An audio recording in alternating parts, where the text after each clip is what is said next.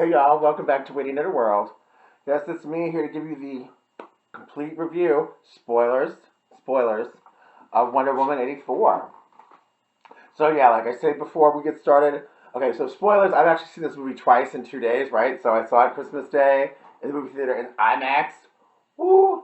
And then I saw it today in not so IMAX, but I saw it at a local theater where I actually used to work.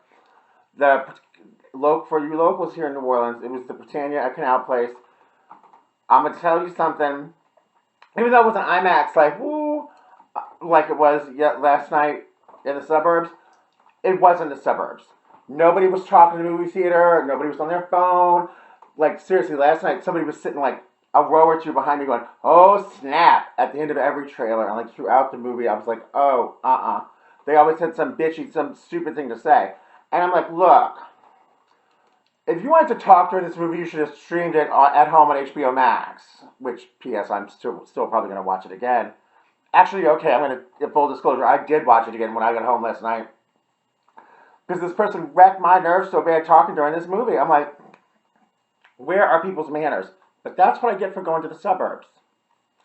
So today, me and my good Judy we went to the downtown movie theater at the Canal Place Cinemas, now run by the Britannia.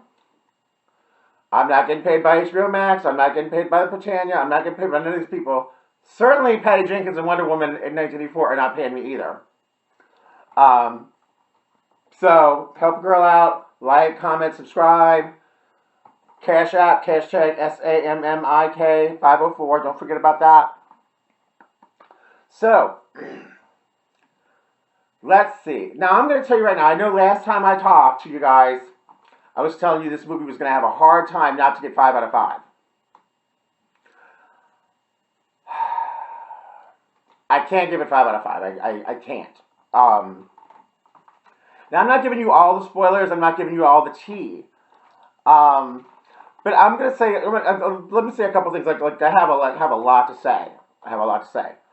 There was a lot to like. There was a lot I liked about this movie. As a fan of Wonder Woman, the comic book icon, as a fan of the TV show, as a fan of the character, and knowing what, and I've done, I've read some of the older comics. I've read some of the in fandom we would call it like Golden Age, which is say like 40s and early 50s, Silver Age 60s and early 70s, Bronze Age kind of in between there, and even post Crisis, which is say 1985 in DC Comics. Like so, I've kind of dipped into the I've read Wonder Woman throughout the ages, or at least here and there. I wasn't alive that whole time. But I did read some, but I've had, thanks to the internet and thanks to internet libraries, I've read like quite a bit of her and I've read about her as I'm such a big fan. And there was a lot of like winks and nods to the continuity. Um, and some things are, and some things were real blatant, like, yeah, spoilers. Um, she named Wonder Woman, Gal Gadot as Wonder Woman name drops the Duke of Deception, who was like a big character back in the 40s, like kind of repeated, like part of her rogue gallery back in the 40s. There's a sequence, and I'm going to tell you right now, as I'm sitting here telling you spoilers, a lot of what I'm going to talk about you've already seen. If you've seen any press for the movie, if you've seen any adverts for the film, like there's basically 3 big action sequences that you will have already seen in trailers or commercials or what have you. The first one is her like in the mall in 1984 breaking up this heist, doing all the things like stopping these robbers in the mall. Somebody shows up who is like this kind of miscellaneous side character named Peony Miguel, aka Star Blossom, who's this little black like teen in the comics who's got like these superpowers that have to do with flowers. Well, they don't. This girl doesn't have these powers in the heist scene, but she's there. I mean, she's very obviously visually Peony Miguel. I haven't read the credits for this, so I don't know if she's credited as being the character Peony Miguel, aka Star Blossom. But Star Blossom came up for the 75th anniversary of Wonder Woman in like that comic issue, and she's appeared a couple more times like in DC Comics. So I was like, okay, that's kind of cool. Like I said, the Duke of Deception gets mentioned.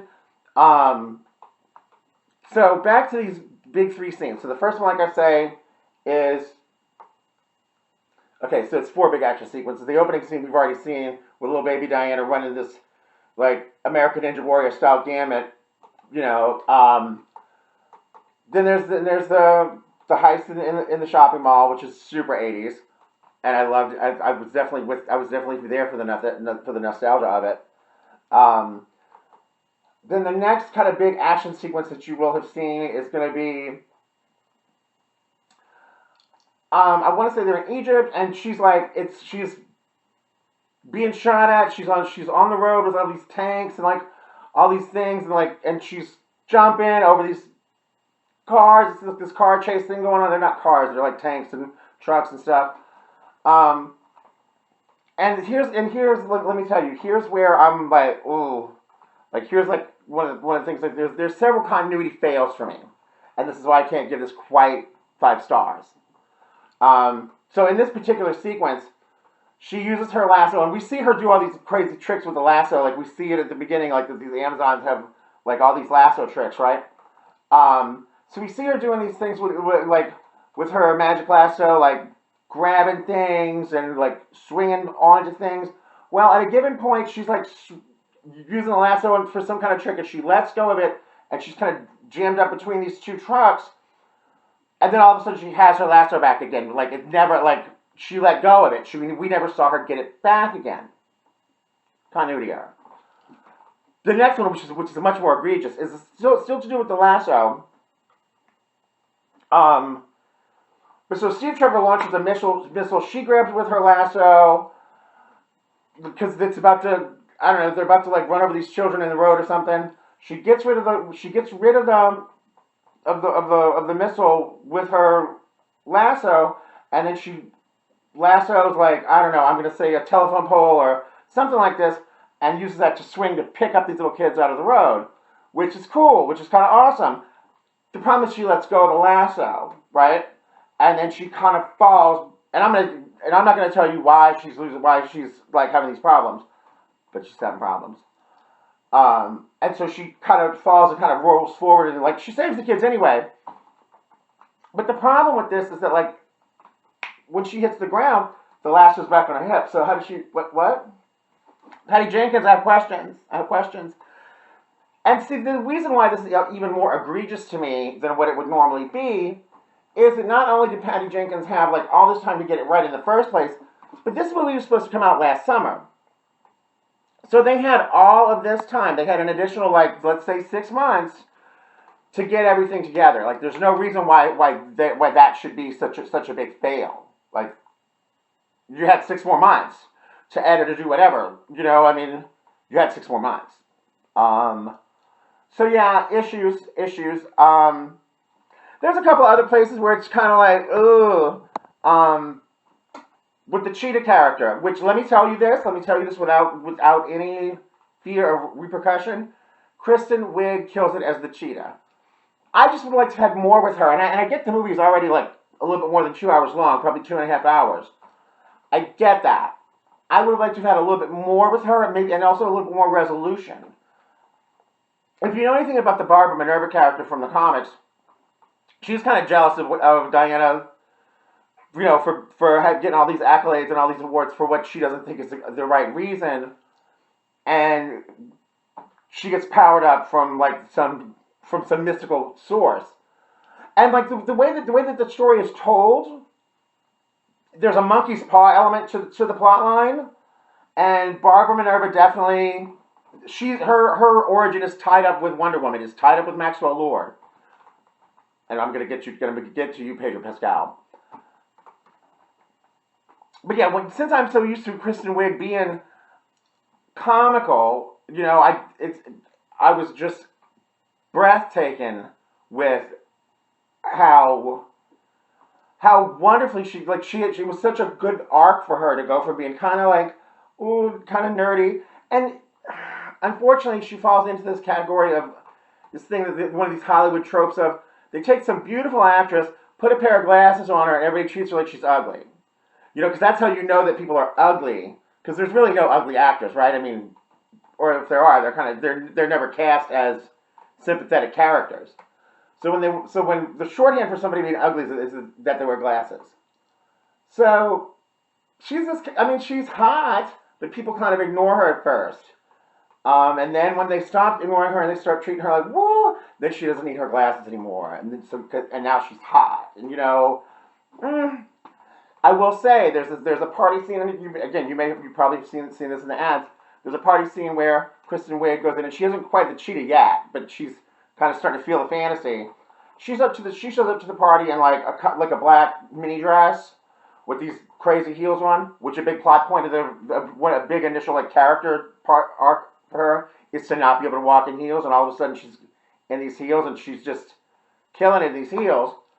So she's wearing all black in this kind of like mini dress, and then Diana shows up wearing this white dress. Like the top half of it is very 80s. There's shoulder pads and like it's very modest as far as like everything is covered up top. I want to say it's kind of long sleeves, and the dress itself is kind of long, but then it's slit like way up to like basically her hip down the front. There's no exposure, but it's very sexy though, and I'm going to say, but it's an interesting play of opposites between those two. So definitely, way to go, Patty Jenkins. Great on that. Visually, the movie is absolutely sumptuous. The cinematography is beautiful. I think it was a tour de force visually. Also, the music cues, the 80s music, the fashions, even the credits, like the way the credits were kind of, I don't know how to explain it to you, kind of staticky, like the way that a videotape, like a home videotape would look from the 1980s. And I remember that. I was alive in the 80s. I was in the 4th grade in the 80s, in 84, when this movie came out. Or when this movie is set. So that's that. And so the third big action sequence that you've seen, I guess third or fourth, it depends how you count. But the fourth big action sequence that was teased in the promos and the trailers is where she's fighting with these Secret Service guys or whoever, like in the hallway at the White House, and she's spinning her lasso instead of like using her bracelets, and maybe she's using her bracelets a little bit, but not very much. I felt like, I had already seen these three big things in it. So disappointing. Disappointing that I'd already seen the three biggest action sequences, or at least bits of them, in the. Okay, so we saw the first scene as well. We saw the opening scene all over HBO Max. So four major scenes in the film, and there's not really there's one more fifth kind of big scene like right at the end. But as far as like action sequences go, there's 5. You've already seen 4 of them, for the most part. So kind of disappointing on that one. There's a couple of other places where it's like I don't quite like. Again, I've just watched this again for the 3rd time in 2 days. And the ending, the resolution feels a little bit. It feels like Pinocchio. Not Pinocchio. Peter Pan. Where it's like, oh, you just have to wish hard enough. So a little bit hokey. A little bit. Also, as far as the resolution goes, with Barbara Minerva or Kristen Wiig, there's no real resolution. You see her go. And let me just tell you, she does have a big old fight sequence with Wonder Woman. That's all I'm going to say. She and Diana had this huge fight sequence, and she's all cheated out. Like, she's got the makeup on, she's got this whole costume on. She's become this apex predator. But the last shot of her, she's turned back into a person again. She's got a little bit of what's it called, mascara, a little black mascara going on, right? A little eyeliner. She still looks a little bit gothic, but not an animal anymore. There's no dialogue. She doesn't say anything. We just see her, and the film is kind of resolving, and the movie kind of ends with a big old reset button, which I find to be kind of lazy writing. And we don't really get what the whole reset is. So, yeah, problematic. But having said all that, I'm going to tell you right now, go and see it. If you haven't seen it, go see it. Absolutely go see it. I thought that the costuming was perfect for the 80s. I felt like it was really nice for Diana to be Diana. She wasn't Wonder Woman the whole time. My friend and I were talking about this last night. It was a lot more of her as Diana than what it was of her as Wonder Woman. It was a lot more of her as a person, as a woman, than just being like this icon, being this, this warrior. So definitely very interesting there. Pedro Pascal as Maxwell Lord. Whoa.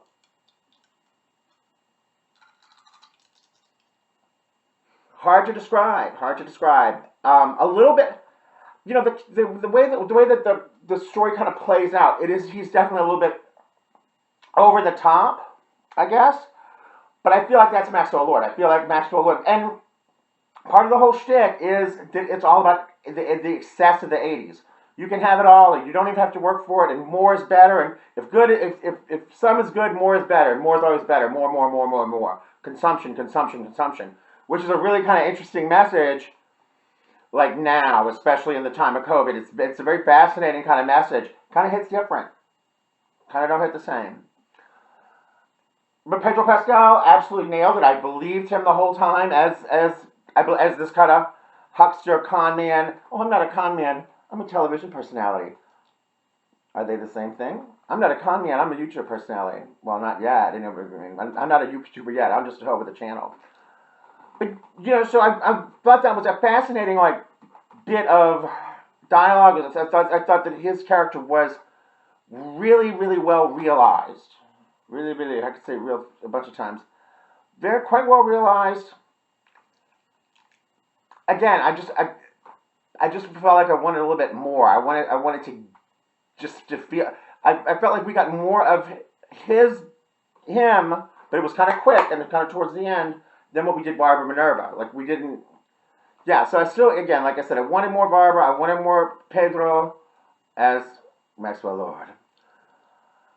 And I'm going to tell you, if you know Maxwell Lord, if you know the character from the comics, or if you know Maxwell Lord from the Supergirl series, he's quite different to either one of those characters, but still just exactly what I feel like Maxwell Lord is supposed to be. So, to sum up, I really can't give this more than 4 out of 5, maybe 4.5 stars. Okay, I'll give it 4.5 stars. But I don't know, the continuity errors are kind of big. So yeah, I have to give it 4 stars. Maybe 4 big red buttons. Maybe I'll get 4 big red buttons. Maybe that'll be my shtick. How many big red buttons do I give it?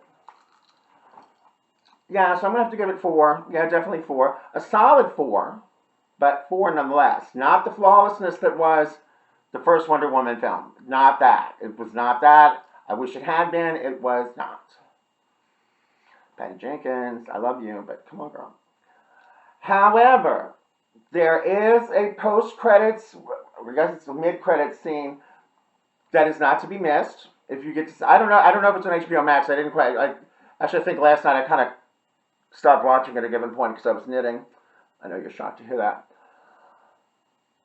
But yeah, there's definitely a post-credits, kind of midway through credits scene that's totally worth the pain of going to see it in a movie theater. Just wear a mask. But yeah, so definitely 4 out of 5.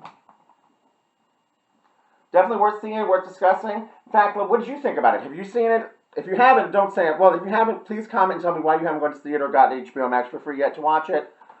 If you have seen it, please let me know what you think. What are your thoughts? Like, comment, subscribe. Don't forget to tell me in the comments here. Don't be telling me some nonsense on some other platform where you're seeing this.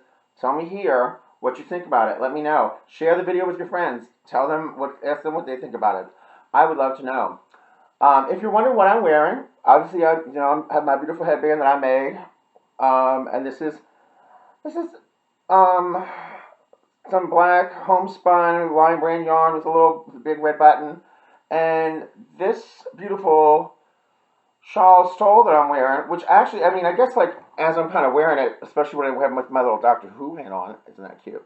Some of you who had been with me from the beginning saw when I was first pinning this out, when I was knitting this, it's that beautiful 1,000 Heart shawl. So I pinned it out yesterday, just to give the lace a nice good stretch. Now the lace is all beautiful and it pops like magic. I think this is gorgeous, don't you? And this is 100%, I think this is 100% wool, maybe superwash, I believe. I will have to double check. And this is Knit Picks brand, like gloss, I'm going to say cranberry color, I believe. I'm going to have to check all that. But yeah, thank you so much for watching.